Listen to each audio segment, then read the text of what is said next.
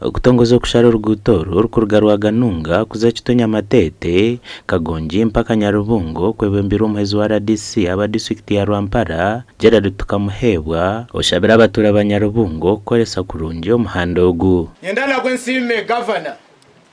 na council yawe na speaker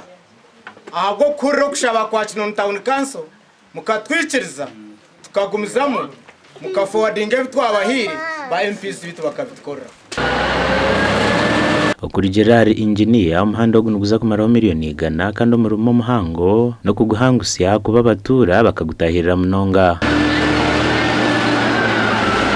na kilometers 12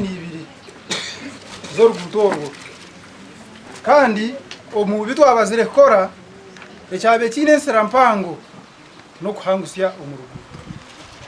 abo kuba twarupimire percentage nke yanshanzu yorwo ruguto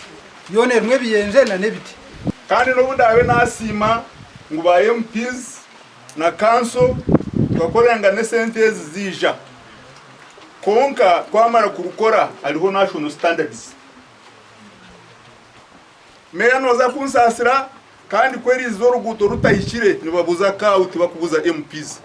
abanyishengero bashabira engineer akora umurimo murungi hamwe n'abatura okuhinga bakarabya mu mishuburo yabo engineers na kawa district no kutwora umurimo murungi abo ko umurimo murungi muguyambitwe abakora oversight members ba parliament kurebuza esente za government izaza no kuzakora bene batwora umurimo murungi abatubiza buzo yabutukira kubabuza ndakusima munonga president wetu kumva Kapita Museveni kandi kumugambira ngo tumutegereze no kushomera abakunzi ntabwo kwa Rwampara n'inda atereze ibyo gukora twakora ibizona habiziterera n'iterera abo ko urugutoro kurwateremere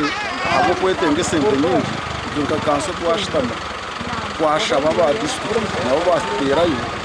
okushaba kuri abo baye mukiri ukiza kutambura ibyina byo nababyijira mizi ukiza kurga kwika haruguto ushanga gona mizi gona gakwesha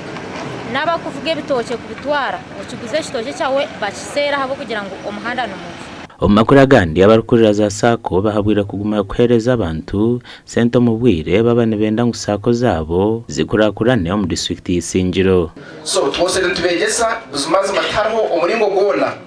okusaka ko basakura etabasize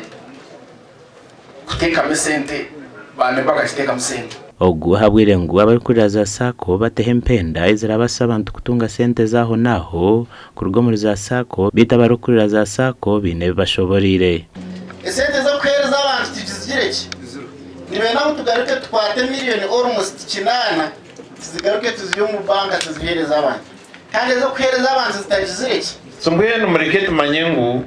ebintu bikuru munonga hasako na nitu nk'abantu abagirumu icyo kubanza no kusevinga abahangombiye sente bahabwira barukoreza za sako okwejumbira munonga mu kubika no kugura emigabo okukiro kuzibagana kuyamba izo abataka bitwa member bit because this is our home